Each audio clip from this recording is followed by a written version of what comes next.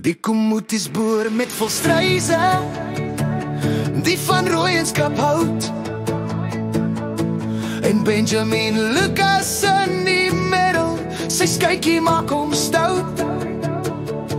Hy leer van twee wêrelde, elke storie, elke noot. Vele maar vol sorg en liefde, Selling se wysheid wyd en ver. David probeer reg doen, Dolly staan paraat. Emma en Kitty ondersteun, altyd met raad.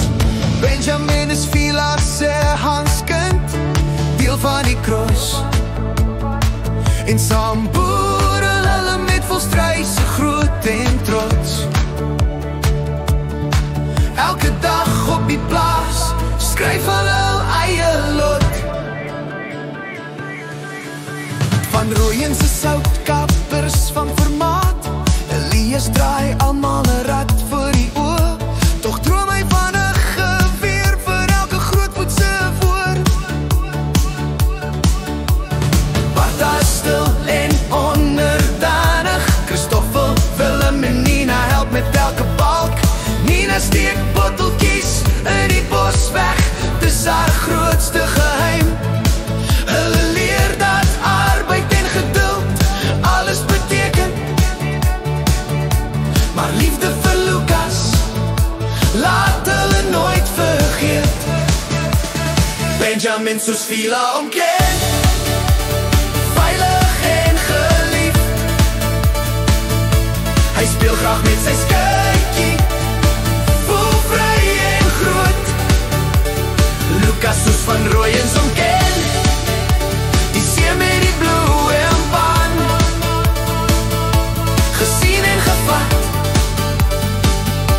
Hy leer van twee wêrelde, elke storie, elke noot. Elke karakter wys wat reg is en wat liefde beteken. Familie en werk vorm die kind, dit sien ons elke dag.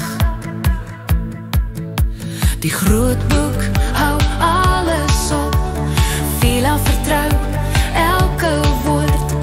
Vila se kind leer ons lesse van hart en glorie. Die komoetiesboer met volstruise, die van rooienskap hout, en Benjamin Lucas in die middel, sy skytjie maak hom stout. Hy leer van twee wêrelde, elke storie, elke noot. Elke karakter speel 'n rol met liefde en keuses in sy lewe.